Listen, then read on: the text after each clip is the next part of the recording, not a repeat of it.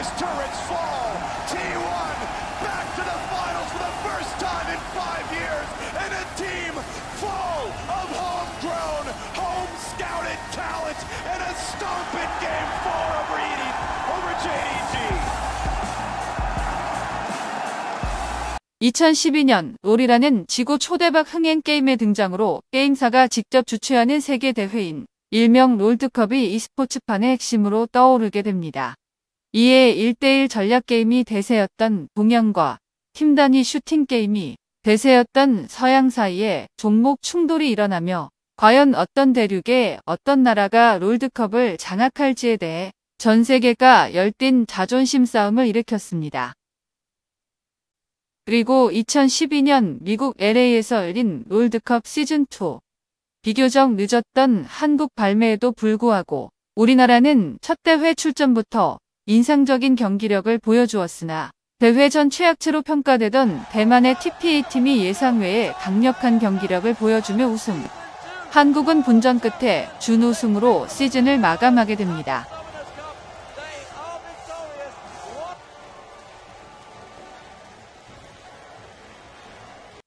하지만 한국은 다음 해에 열린 시즌3를 시작으로 시즌4, 시즌5, 시즌6, 시즌7까지 무려 5년간 그야말로 압도적인 경기력으로 세계 대회를 장악해버리는데요. 단지 우승했기 때문에 장악이 아닙니다. 한국과 해외가 경기에서 만날 때마다 시작도 전에 해외팀들은 전의를 상실했고 사실상 롤드컵은 어떤 나라의 팀이 우승할까가 아닌 한국의 팀들 중 어떤 팀이 우승할까를 관전하기 위한 대회가 되었습니다. 그러나 시즌4 이후 4년 만에 한국에서 열린 롤드컵 시즌8. 한국 게임 팬들은 8강, 16강, 8강이라는 믿을 수 없는 결과를 받아들여야만 했습니다.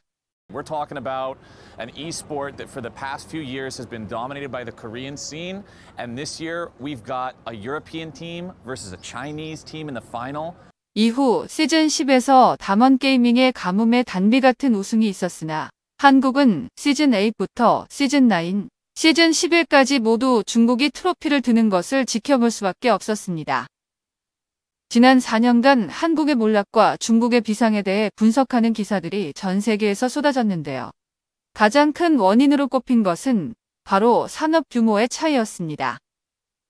2021 중국 스포츠 산업 발전 보고서와 2021 대한민국 게임 백서에 따르면 중국 e스포츠 산업 규모는 약 5천억 원에 육박하는 반면 한국은 약 1,642억 원에 불과한 것으로 나타났습니다.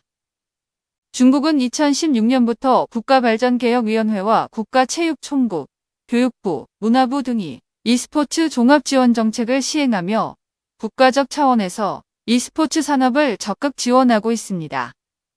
이에 따라 중국의 게임 인구는 무려 4억 9천만 명, e스포츠 팬수 9,280만 명으로 이미 국가적 차원의 주요 문화로 뜨거운 인기를 누리고 있는데요.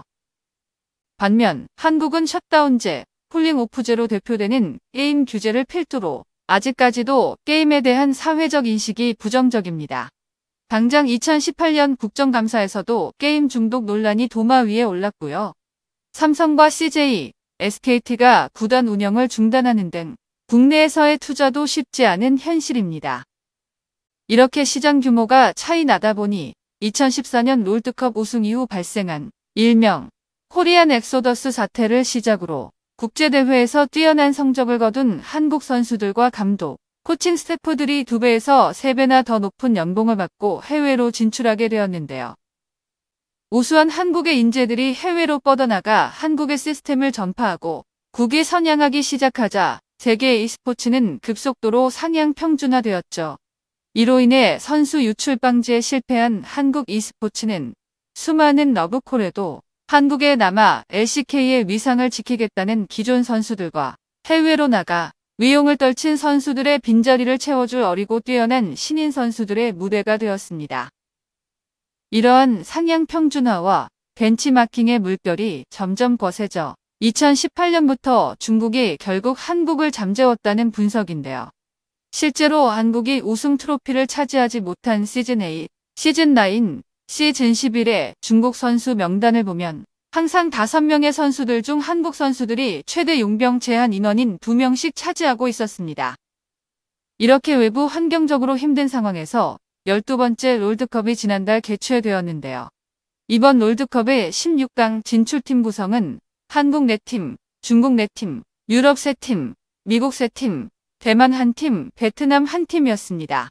대회 시작 전 해외에서 선정된 팀 전력 분석에서 한국 대회에서 엄청난 성적을 거둔 젠지가 1위를 차지했지만 2위부터 5위까지 4개 팀이 중국 팀으로 도배되면서 올해 역시 쉽지 않을 것이라는 어두운 전망이 국내외에서 지배적이었습니다. 그렇게 시작된 대회, 한국과 중국 사이의 팽팽한 긴장을 가장 먼저 깨부순 팀은 다름 아닌 전력 분석 2위 팀이었던 중국의 테스. 강력한 우승 후보였던 테스는 16강 조별리그에서 3승 3패라는 의외의 성적을 거두면서 한중팀 중에서 가장 빨리 탈락하게 됩니다. 반면 같은 조의 한국리그 4번 시드팀 BRX는 5승 2패, 조 1위로 8강에 진출하게 되지요. 이로써 8강은 한국이 4팀, 중국이 3팀, 그리고 1개 유럽팀으로 구성되었고 여기에서 2번의 한중전이 치루어지게 됩니다. 이 대결의 중심에 페이커와 샤오후가 서 있습니다.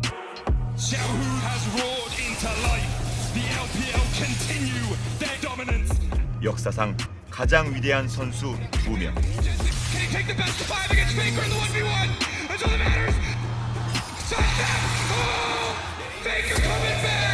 이 2명이 또다시 충돌하게 됩니다. 10월 22일에 펼쳐진 8강 2경기. 페이커가 소속된 전력 예측 7위 팀인 한국의 T1이 LPL의 명문 구단 RNG를 무려 3대0 압도적이고 일방적인 경기력을 보여주며 꺾어버립니다. 예상 외의 어마어마한 실력 차이에 이를 지켜보던 한국을 포함한 세계의 e스포츠 팬들은 깜짝 놀라게 되었는데요.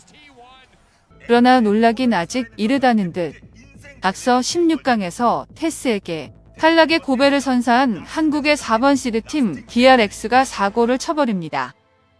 LPL 최다 우승, 첫 전승 우승, 유일무이한 3회 연속 우승, 최다 월즈 진출 기록, 커리어 그랜드 슬램 등 중국 리그를 대표하는 전통의 강호이자 지난해 롤드컵 우승팀인 이디주에게 0대2로 고전하다가 내리 3번을 꺾으며 3대2로 대역전에 성공합니다.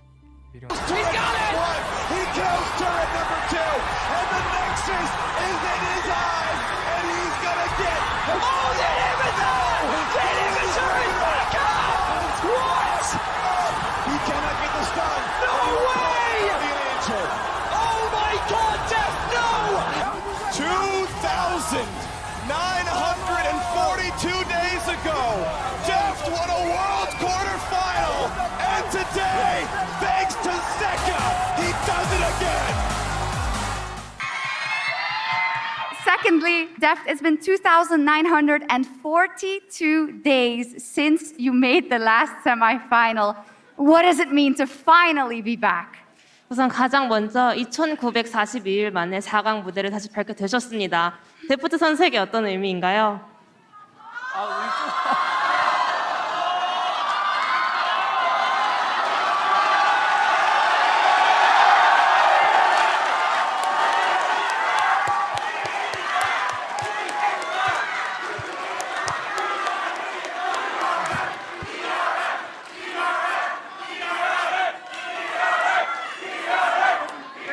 Happy birthday.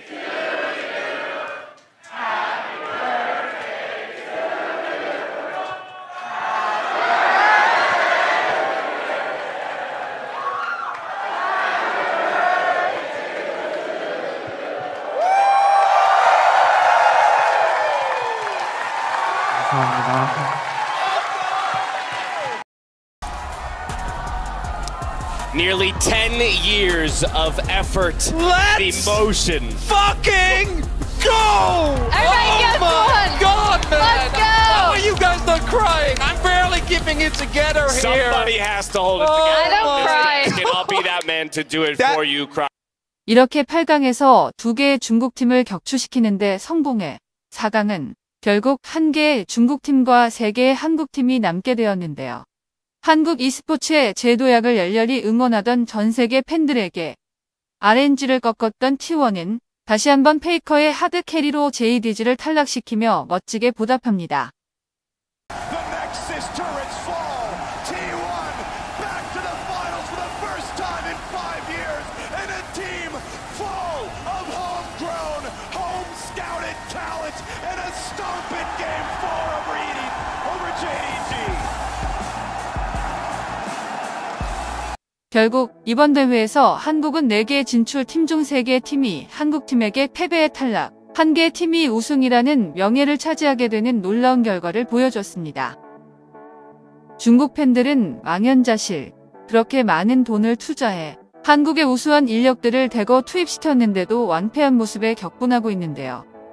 실제로 지난해 어마어마한 연봉을 받고 중국 우승에 크게 기여한 한국인 바이퍼 선수가 엄청난 경기력에도 결국 한국팀에게 탈락하자 바이퍼가 다음 시즌에 중국에 남아줄지 모르겠다. 바이퍼의 한국행이 유력하다. 제발 중국 리그에 한 번만 더 기회를 줘. 바이퍼.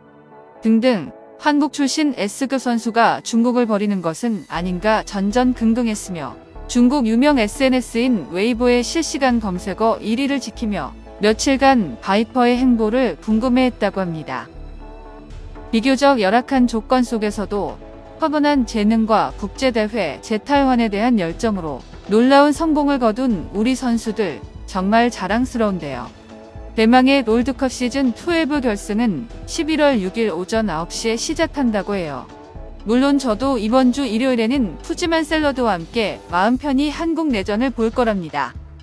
여러분들도 한국 젊은 청춘들의 뜨거운 땀의 결실을 함께 응원해 주실 거죠?